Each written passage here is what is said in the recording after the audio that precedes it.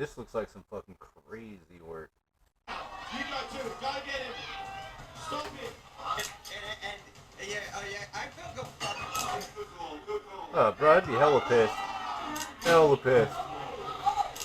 Sit down, you big bitch. These are the times when comedians fight hecklers. Starting when Frenchie sets the rules for a serious bit, but a projectile from the crowd turns the show into a brawl. No, we love it. You the same dude. Shut up for this bit, please. I'm going to do it properly. No more yelling out. Thanks. That's as nice as I can do it. No, you got chicken too early. Time to go! Fuck, monkeys clashing the cymbal stop for a little bit too long. You're time to get it out there. Frenchie attempts to establish order for a serious bit, but the heckler's patience is shorter than the fuse that's about to be lit. You know, probably for the guards, they will kick you out if you talk during this bit. You're going to be yelled at during this bit, okay? Thank you. Saying things like, he was... Saying things like... You fuck something at me, bitch? Get him, Anna! Smash it! A projectile flies at the stage, and Frenchie instantly greenlights the physical retaliation. No, but like, I'm in the middle of a bit, and throwing something in my head. What the f*** is that? She threw something out. Get her out, get her out. Get her out. These boots were made for walking, and that's just what Frenchie uses a musical callback to keep the room on his side, but the heckler's refusal to exit forces security to close the distance. Dude, people should not have to live like that. Like, you know what I mean? I mean, I'm glad that the fucking security handles business, because I've seen videos where the comedians, like, basically have to handle it, and you may get a couple of fucking people in the crowd, they're like, oh, dude, we ain't gonna let this guy go down like this, and, you know, they help the comedian and shit. It's just like, dude, what happened to security? I'm glad that this is actually a thing, but, bro, you should not have to fight. When you're in there, it's like, well, alright, why the fuck did somebody buy tickets to a comedy show if you have such, like, a short fuse or, like, such a fucking sensitive disposition to the point where you're gonna try to fight or throw shit at a comedian? Just fucking leave. It's like it's almost like when you don't like something on television, right? You're like, oh, I don't like this. Well, I'm gonna go grab my remote and change the channel. What the fuck? Like, it's that simple. Fucking, we've been very patient. Very patient. Just look in the house! Don't do it, Brian! Don't do it! The verbal warnings have hit their limit, and when the heckler digs in, the transition from comedy show to brawling pit becomes inevitable. Yeah! You go to Fair enough. get I mean, it. why not? Stop Take it. him the fuck You're out. throwing it. Why are you throwing it? Oh, shit. Yeah, now they're all Total swinging control on him. fails, and the resulting body slam shatters the remaining safety of the performance space.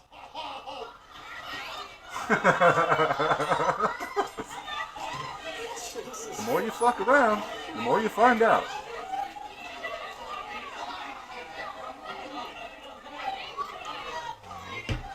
The heckler's persistence offers one last moment of tension, but the final ejection cements the lesson on respecting the stage. Frenchie watched the chaos from a distance, but Grant Lyon is about to learn that calling wrestling fake has real, painful Bruh. That dude looks like fucking Hulk Hogan light. That's wild. Like a Timu Hogan. consequences. What was that? No. You just wrote no on a piece of paper to hold that up. You guys are the most delightful crowd ever. Yes, the comics laughed at that. If they know how much I want to kick you in the goddamn teeth right now. Grant mocks the heckler's paper sign, but when he jokes about violence, he accidentally invites the pro wrestler to prove it. That's not even a joke. Yeah, that might not be a good idea. I'm going to, because you fucking fight for a living. I mean, but let's be honest, you fake fight for a living, alright? Yeah, I don't give a shit. Grant That never crosses works. the line by Don't calling say the that. sport fake, and this specific insult is the bell that starts the match. You're gonna come up there? Are you actually gonna come up on stage? What are you gonna do about it? No. I'm not backing down, bro. No. The wrestler invades the stage, but before He's trying to Grant kick can him in the nuts? de-escalate, the physical cheap shot lands. You literally just tried to knee me in the balls.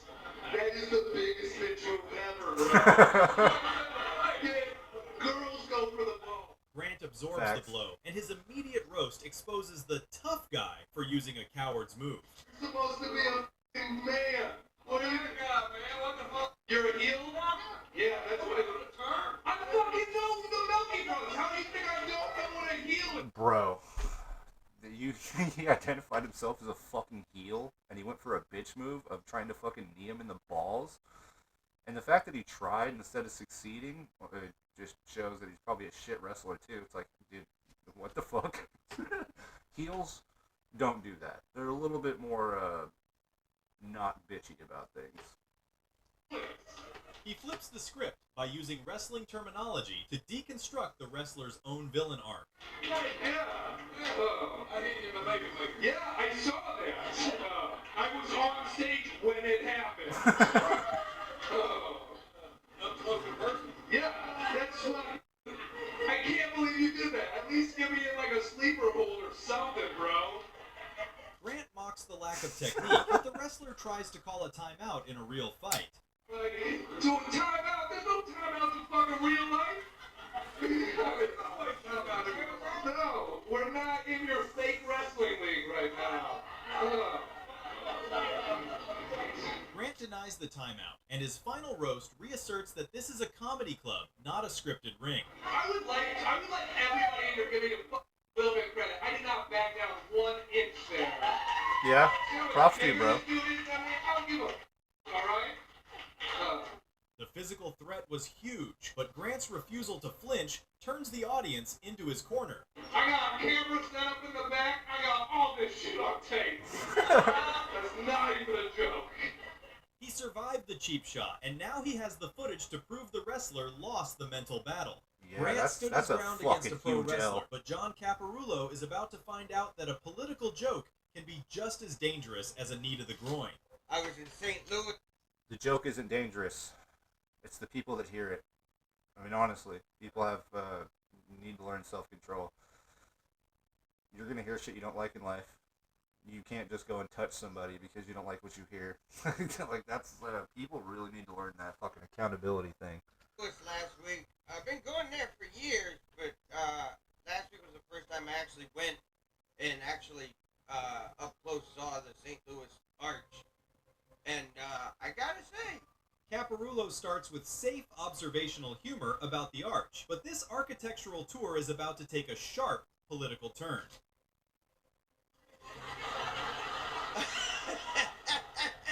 it's better than anybody else's fucking arch, but it looks like somebody set out to make a giant fucking McDonald's and was like, yeah, I'm bored. He mocks the design, but the real structural failure is currently building in the audience's patience. Or maybe make a metal detector for a fucking giraffe, you know? Come on through. Boop. See, you left your cell phone. The premise stays light and silly, but he's unknowingly walking into a political minefield. It's shit like that's always lost on me. Like, I know I'm supposed to appreciate, like, certain architecture and shit like that, like, more than I do, but it never, I don't get it. Like the Washington Monument. I'm like, somebody got paid to design that shit? He pivots to the Washington Monument, and this phallic setup is the trigger for the incoming assault. It's a f***ing pencil. I mean, that's it. It's just a big cement pencil.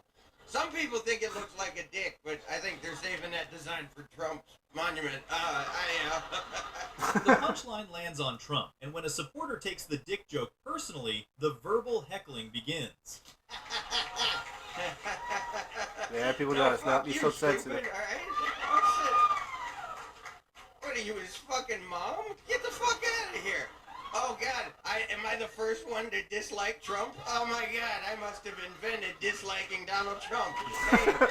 Caparulo roasts her defense of the president, but her reaction shifts from vocal disagreement to physical projectile. On your way out, remember, you can suck balls anytime you want, all right? You can break up my show, lady. You know what? You come up here and do this shit, and I feel go fuck. He Really? acknowledges the hit, but Hell his yeah. final tag proves that not even a glass to the chest can stop the punchline. John Caparulo took a physical hit, Looked but like he was Natalie about to grab that Cuomo is chair. about to deal with a psychological one. A woman in the crowd thinks she can roast better than the professional. So do we hang, is our first time hanging out outside of the office? Yeah, actually, Yeah. What? You say good then.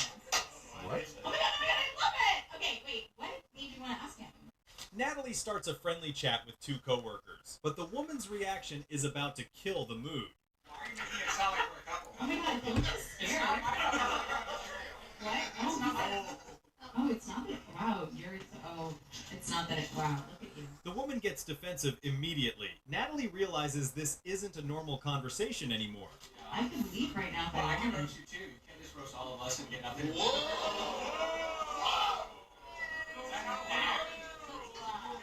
I see. So you were afraid because you felt like I was saying you're I can take the gay. mic. The heckler tries to take over the show. She claims she can roast better than the professional. It's okay, he's your new friend. I have plenty of material, but it's embarrassing for you. Let's move on. Small dick energy, let's clap for him. Natalie tries a quick joke, but she decides to switch tactics to handle this disrespect. I will say this, it is such a hard time in this world right now. There's so many people that came together to be supportive and fucking amazing. She stops the comedy completely. She uses a serious tone to make the heckler look like the villain. And you're putting negative... No! Hey, look me nuts. You're putting negative fucking energy out here. I don't know if that's gonna work. Look me the fucking eye. Natalie no. forces eye contact. This power move strips away the heckler's confidence. The last show of my fucking weekend is a sold out show, and you want to say mean shit to me, okay? So don't fucking do that. She uses the crowd's support to shame the woman. The room turns against the heckler. Hey, fair enough. Fair enough. I feel like that could have been handled differently, but it got handled regardless. The audience cheers for Natalie. The heckler has officially lost the battle. Thank you. Yes. You can leave. Natalie gives the final order. The heckler is kicked out for bringing bad vibes to the show. Natalie Cuomo used words to shut down a heckler, but Ariel Elias is about to learn that some crowds prefer to throw heavy objects instead of insults. That's so What's fucked your up. question? Did you vote for Donald Trump? Did I vote for Donald Trump? What do you think? No. Okay. Here's the question for you. Why would you ask me that in here, knowing I'm the only Jew in this room? Ariel gets asked a trap question about That's Trump. wild. She tries to use humor to dodge the fight, but the trap is already set. Are you trying to get me killed?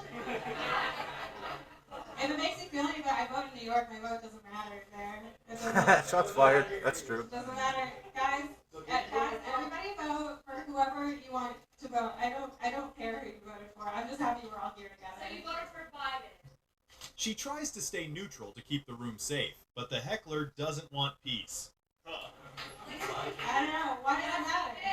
Yeah, so what? Why does it matter? I can just tell by your jokes you voted for Biden. Alright.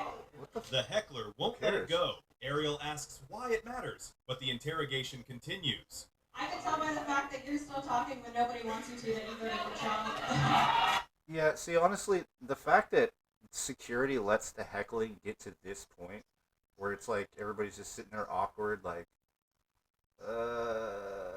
yeah, no, they really need to deal with that shit. Be like, yo, shut the fuck up, or get the fuck out. The comedian shouldn't have to do that, because it fucks up the whole energy, it fucks up the routine. Yeah, that's just obnoxious.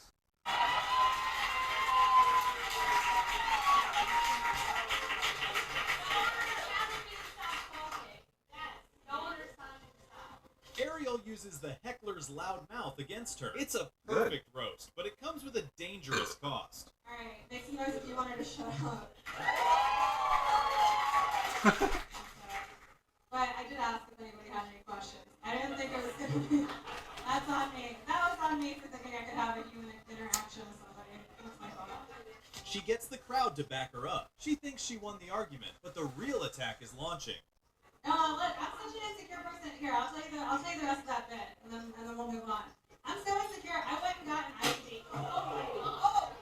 Fucking bullshit. Such fucking Ariel bullshit. Elias got hit with a beer can, but Frenchie is dealing with heavier artillery. When a fan brings a glass to a verbal fight, the roast gets aggressive.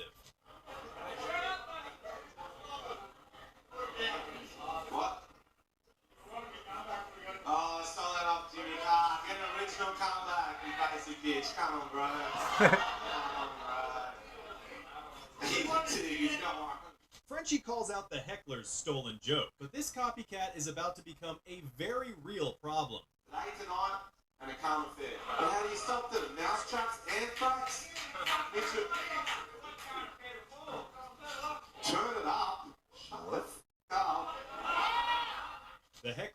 erupts again with nonsense instructions. course. Frenchie realizes he can't ignore this anymore. What?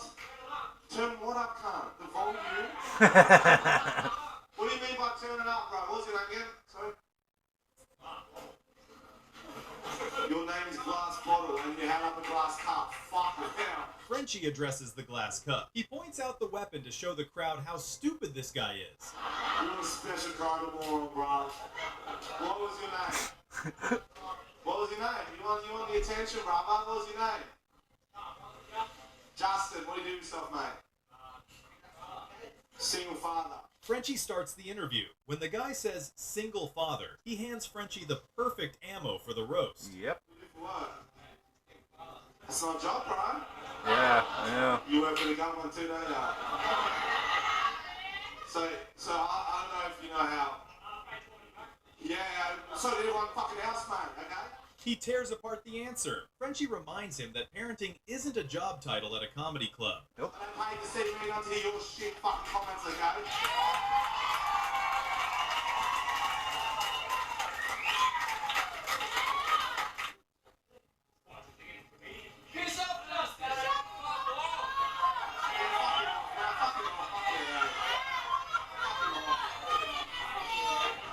See you, John. The crowd turns on Justin.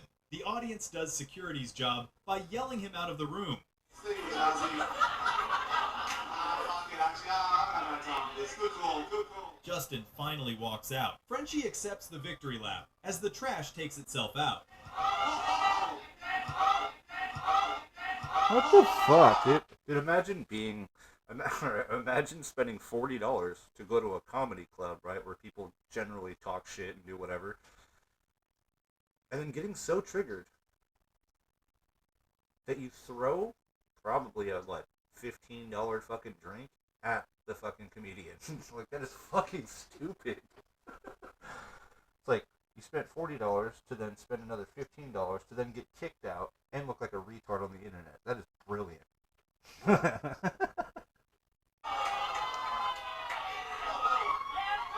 Yep, get him. Did he just walk out like an orangutan or some shit? Frenchie kicked a guy out for throwing glass, but Troy Bond has to deal with a physical threat. Where you from, sir? Russia. Oh, shit. All right, so we call over here Ukraine. You're from Ukraine? Sit down, Russia. He stood up immediately. You stay seated. That's why you lost your fucking country. Troy starts with a simple question about nationality, but when the man stands up to fight, Troy has to yell him back into his seat to stop the violence. Sit down. Sit the fuck down, Steve from Blue's Clues. We are the world. We are the Putin. Go. The heckler tries to look scary. Troy destroys his intimidation factor by comparing him to a children's TV character. Sit the fuck down.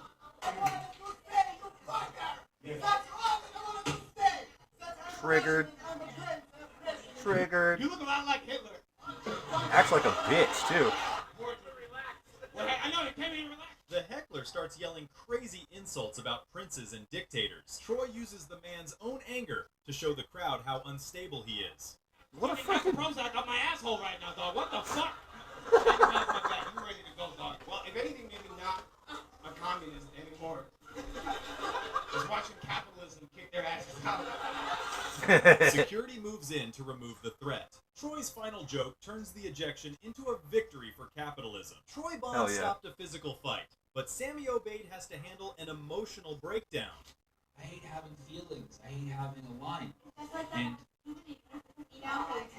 oh, okay. I knew that was going to come out. I had a feeling. Okay. Let's address this first because I can't just leave this.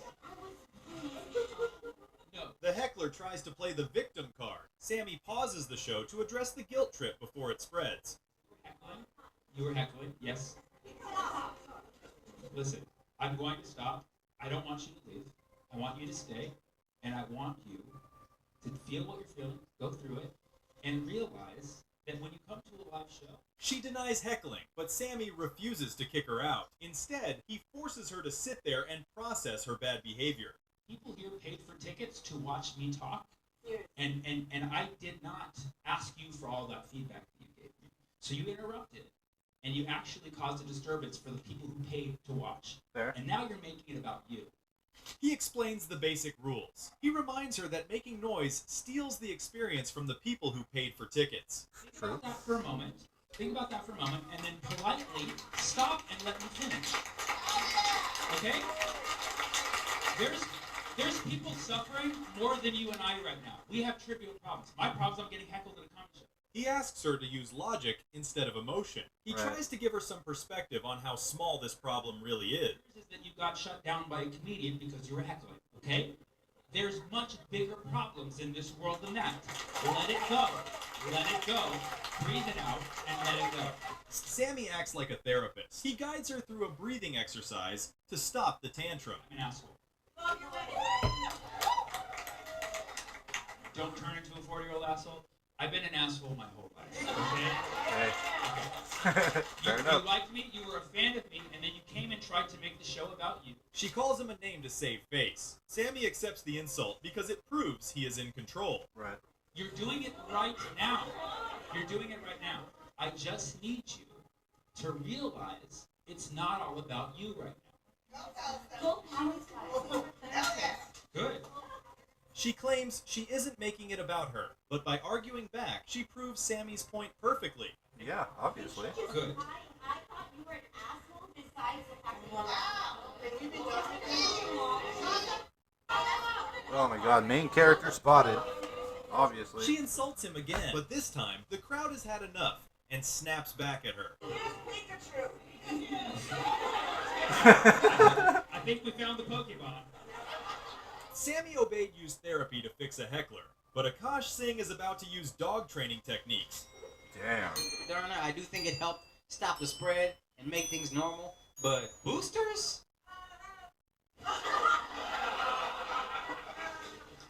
Shut up. Can you let me get to the fucking joke? Right. Akash tries to start a bit about boosters, but a drunk heckler tries to shut him down before the premise even lands. What are we talking about? Don't make sense. Who's to make sense? You're this drunk at 7:30, and you think they got the problem?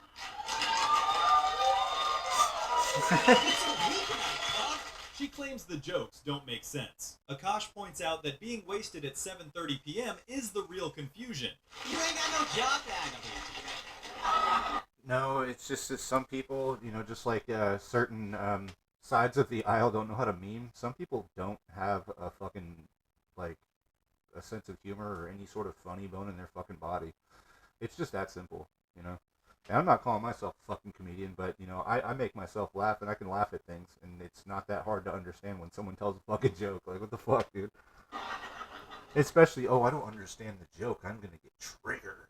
That's wild. You probably do have more money than me. Anyway. Who knocked over a drink? I think I know the answer to that question. We can kick her out whenever y'all want. I really don't give a fuck. Pick up the tab. He roasts her employment status, but the chaos peaks when she knocks over a drink in her own mess. You done? We can have fun if you're done. I just need to make sure it's out of your system. No, I don't want to talk about it anymore. I just want to make sure you're done talking. Akash Hell offers to buy her out to save the show. He tries to negotiate peace, but she refuses to stop talking. Come on. Shh. Kick the bitch out. He treats her like an untrained puppy. This dog whisperer technique finally forces her to leave. You can say it, dude, if you want to. I have no issue with you. Yeah, you're not involved. I love that she thought everyone was going to leave with her, and everybody's like, thank God this bitch left. Thank Right. God this bitch left. That's my favorite thing. Some people are just fucking insufferable, dude. That's just it, you know? Hey, you're welcome, guys. Look at that, huh? The room feels instantly lighter. Hell yeah. Akash compares the ejection to surgery, and the patient is finally cured. Girl, it's like you guys No. had like some benign No. cancer. You know what I mean? No. That person wasn't cured. You can tell by the way that she ran out of the room with their fucking with their middle fingers up. Yeah, she didn't learn anything. She probably went on TikTok right after that. It was like, I can't believe I was disrespected. Yeah, no, that's pretty much what it was. One of those moments, you know. Hey, this is kind of shit out. You gonna be fine? How do you guys know her? Is she like a... Akash treated a heckler like a dog, but Paul Chowdhury is about to deal with a predator. Oh, what the fuck? And make sure your son don't end up with a girl like this.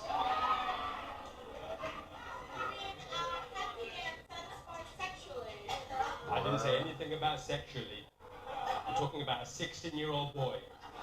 Paul tries to warn a mother about the woman near her son, but the heckler takes the conversation to a weird place immediately. And you're talking about satisfying him sexually. Wild. What kind of piece of shit are you? Good question. Mrs. Cosby right there. She makes a gross comment about the boy. Paul's Mrs. Cosby roast exposes her as a predator. Yeah. Now she's apologizing to the mother. I mean, that's a good start, I guess. You're gonna come up here and fuck me up. She realizes she messed up and gets defensive. Panic turns to anger, Oh. and she threatens to attack Paul on stage. See what I did there? That was to show you what I would do to someone if they tried to fuck with me. Paul acts out a fake fight move. He mocks her threat by showing he isn't taking her seriously at all. I didn't have to touch him. I threw a sonic boom on him, and he fell down. And you want to come here and fuck me up? You threatening me on stage. Look what I did to that big bastard. He claims he has superpowers. By comparing her to a video game character, he strips away her intimidation factor. And you want to fuck me up because I defended a 16-year-old boy. Yeah, I will call fucking you a fucking idiot. disgusting. He breaks down her logic. She wants to fight him just because he protected a child from her. I'm here for you, family. I got your back. This is going to be a great story. Paul ignores the threat to bond with the family. He turns himself into their hero. At the restaurant tomorrow.